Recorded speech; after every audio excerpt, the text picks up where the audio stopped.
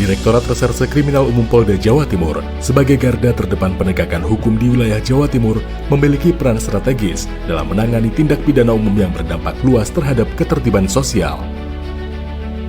Ditreskrimum Polda Jatim dipimpin oleh seorang direktur yang berpangkat Kombes Pol yang memiliki tugas pokok sebagai penyelenggara penyelidikan, penyidikan dan pengawasan penyidikan tindak pidana umum, termasuk fungsi identifikasi dan laboratorium forensik lapangan.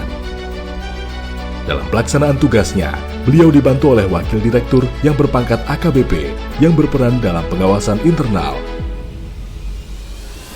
Ditreskrimum Polda Jawa Timur dibantu oleh unsur pembantu pimpinan, yaitu Subagrenmin yang terdiri dari Kasubagrenmin dan anggotanya, berperan penting dalam menyusun perencanaan dan anggaran, mengelola administrasi personel dan logistik, serta mendukung pelaksanaan keuangan dan tata usaha yang efisien.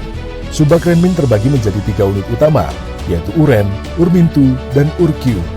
Bagbinopsnal yang terdiri dari Kabag Binopsnal dan anggotanya bertugas sebagai pembinaan operasional, monitoring dan evaluasi penanganan perkara, serta pengelolaan arsip perkara dan dokumentasi.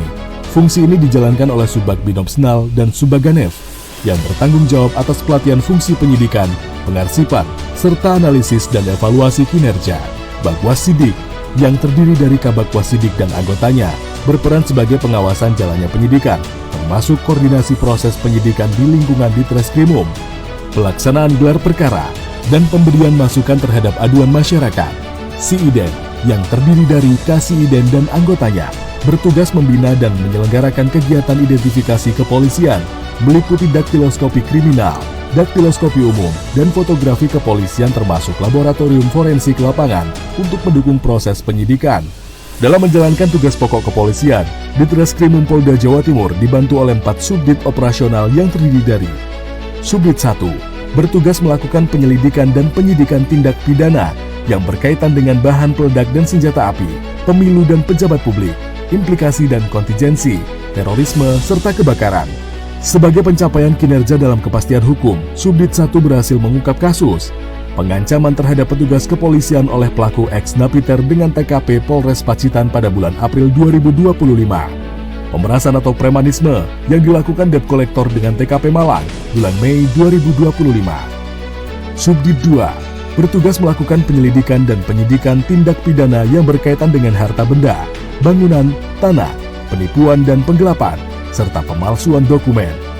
Sebagai pencapaian kinerja dalam kepastian hukum, Subdit 2 ditunjuk tim Satgas Anti Mafia Tanah yang bertanggung jawab dalam penegakan hukum kasus mafia tanah bersama tim dan Kejaksaan Tinggi dan tim dari Kanwil ATR BPN Jawa Timur. Subdit 2 juga berhasil meraih prestasi Satgas Mafia Tanah yang dipimpin Direktur KBP Dr. Farman pada tahun 2024, meraih pin emas dengan menuntaskan 4 TO utama dan 3 TO tambahan. Subdit 3 bertugas melakukan penyelidikan dan penyidikan tindak pidana yang berkaitan dengan pembajakan dan penyanderaan, pembunuhan dan penganiayaan, pencurian kendaraan bermotor, premanisme, serta perjudian. Sebagai pencapaian kinerja dalam kepastian hukum, Subdit 3 berhasil mengungkap kasus pembunuhan disertai dengan mutilasi yang terjadi pada bulan Januari 2025 dan pelaku berhasil ditangkap seminggu setelah penemuan mayat. Perampokan bersenjata api terhadap distributor rokok gudang garam di Pandaan Pasuruan pada bulan Mei 2025. Subdit 4 bertugas melakukan penyelidikan dan penyidikan tindak pidana yang berkaitan dengan perlindungan perempuan dan anak, perdagangan orang, asusila, kekerasan dalam rumah tangga, tenaga kerja.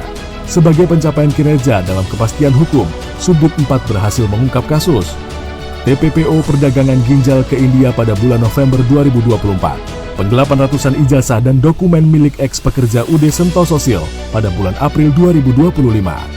Selain menjalankan tugas pokok, Ditreskrimum Polda Jawa Timur juga berhasil melakukan terobosan kreatif, yaitu pembuatan website konsultasi online, pembuatan video edukasi SOP penanganan perkara di masing-masing subdit, penyediaan fasilitas yang nyaman seperti ruang tunggu tamu yang dilengkapi dengan area bermain anak dan juga ruang laktasi, kamar mandi di setiap lantai, musola di setiap lantai.